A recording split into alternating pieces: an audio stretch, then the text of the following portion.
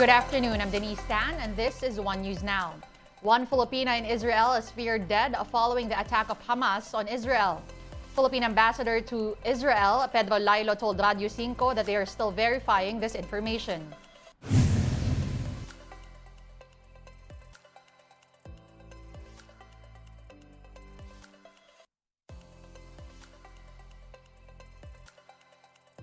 Simulan natin yung proseso, no? Kasi kagabi lang na-report. Meron silang proseso kasi dyan, yung police, mga kailangan pa ng mga DNA testing. Yes. Pero yung labor attaché natin, first thing in the morning, i-check yan. Wala pa tayong full details sa kung anong cause of death. So, titingnan pa. 7 Filipinos in Israel remain unaccounted for and are feared to have been taken by militant group Hamas.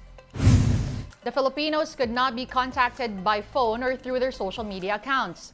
The Philippine Embassy in Israel said it's working closely and non-stop with security authorities and community contacts for any new information. So far, at least 22 Filipinos have been rescued and have been transferred to safer areas. According to records of Israel's population and immigration, there are about 30,000 documented Filipinos in the country. Meanwhile, officials visited Filipinos rescued from areas affected by the conflict between Israel and Hamas. Migrant workers labor attaché Rodolfo Gabasan and an OWA welfare officer checked on OFWs rescued from Kibbutz Be'eri to offer them assistance and essential supplies. One of them is being treated at a hospital for moderate injuries, while the rest are now staying in hotels. In light of the volatile situation in that part of the Middle East, Malacañang is recommending the indefinite halt of all travel from the Philippines to Israel. That's until the situation there stabilizes. Speaking to Radio 5, Philippine Ambassador to Israel Pedro Lailo said that around 20 Filipino tourists have been assisted to get through checkpoints. They will be flying back to the Philippines from Tel Aviv, while others have already returned to the country. For now, the ambassador is discouraging Filipinos from traveling to Israel for pilgrimage tours. Yun actually, bukas siya sa mga outbound, no? Medyo yung inbound ang marami atang flights na nag-cancel, yung papunta rito. Yun nga, palabas tayo ng advisory na kung hindi naman gaano talagang importante, dinidiscourage namin na wag na muna bumahi dito, no? So kung merong kayong mga pilgrimage tours, hanggat umupa lang yung armed conflict. As expected, both Israel and Hamas are not standing down. Israel's defense minister has ordered a complete siege of Gaza Strip, which the militant group controls. For its part, Hamas has threatened to execute civilian hostages for airstrikes aimed at Gazans. So far, the conflict has killed over 1,500 people, at least 900 people of whom were from Israel. Tel Aviv has since mobilized 300,000 reservists and imposed a total blockade of the Gaza Strip. Human Rights Watch denounced this move and called it a war crime. Israel also bombarded Gaza, killing nearly 700 Palestinians and destroying mosques and marketplaces. We're pausing for a quick breather. One News Now will be back with more stories after that. Stay with us.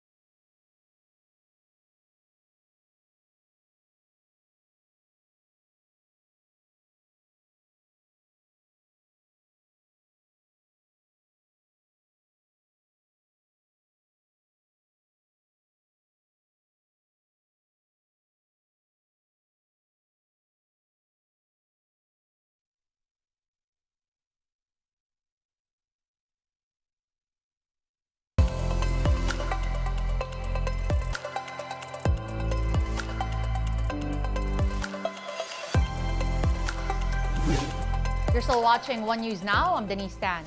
President Bongbong Marcos has suspended LTFRB Chief Teofilo Guadiz III over allegations of corruption within his agency. More from this report. Araw-araw ini-stress nyo ito mga kasamahan ko. Araw-araw pinakakain nyo kami ng kaba na hanggang December 31 na lamang kami. Tapos mga kurap pala kayo. Manibela Chairman Mar Valbuena was fuming when he spoke before the media. Valbuena expresses disbelief that on top of the looming deadline of the PUV modernization program, there is also alleged corruption within the Land Transportation Franchising and Regulatory Board.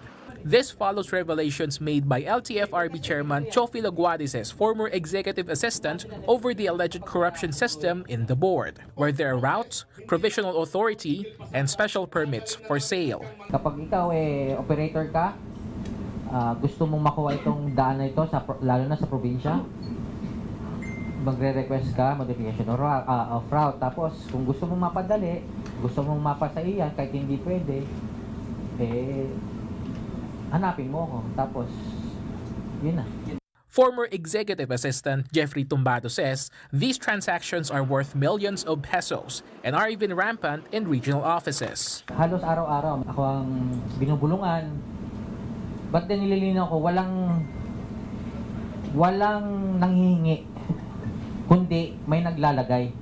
Amid the revelation, Tumbado did not drop names, but alleges that officials as high up as those from Malacañang may be involved in the schemes.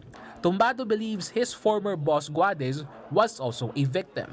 I don't believe na siya lang ang pang sarili niya yun. I mean, may instruction din from higher ups. Tumbado says he has enough evidence to file cases against those involved. Following the revelation, Manibela is also gearing up for another transport strike next week. Simula sa susunod na Lunes, hindi tayo bibiyahe. Dadalhin natin yung mga sasakyan natin sa harapan ng LTFRB Main, sa harapan ng DOTR hanggang Malacañang. Doon na natin bibubusinan to. Doon na natin itatambak ang ating mga sasakyan. Kung ayaw na tayong bigyan ng kabuhayan, kung ayaw na tayong mabuhay nitong gobyerno po na ito. Guadiz, for his part, denied his former assistant's allegations. Wala po akong alam. As of this morning, nasa office po naman ako. Wala pa po akong nalalaman na ganyan. Pero kung meron man po, haharapin naman po natin. Malinis po ang ating kalooban. Malacañang has announced the suspension of the LTFRB chief following the supposed expose, saying that the president does not tolerate any form of misconduct. The palace also says President Bongbong Marcos has ordered for a probe into the alleged corruption in the LTFRB. So far, Guadiz has not commented on his suspension. We now give you a quick look at today's other top stories. A low-pressure area is expected to enter the Philippine territory within the next 24 to 48 hours. Pag-asa last spotted the LPA some 1,170 kilometers east of eastern Visayas. While there's a slim chance of it becoming a tropical cyclone, the LPA may approach or cross southern Luzon and Visayas in the coming days. The LPA's trough is bringing rains over Mindanao, Bicol, eastern and central Visayas. Metro Manila and the rest of the country may also experience rains due to localized thunderstorms. Oil companies have implemented a big-time oil price rollback today, October 10. Gasoline prices are lower by 3 pesos and 5 centavos a liter. Diesel is cheaper by 2 pesos and 45 centavos a liter, and kerosene by 3 pesos per liter. This is the third straight week of rollbacks for gasoline and kerosene. The Energy Department is still cannot say if the downtrend will continue next week. Police will increase visibility at the NAIA after reports of explosion there over the last several days. A former taxi driver has been arrested for attempted arson and alarm and scandal charges. This is for the weak explosion last September 23 at NAIA 3's parking lot. The PNP also said that an IED explosion reported this week at the country's main gateway was false.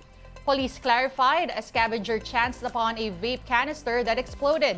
The scavenger sustained minor injuries. One News Now will be back at 3:15 p.m. Join us again later. I'm Denise Tan. We are One News.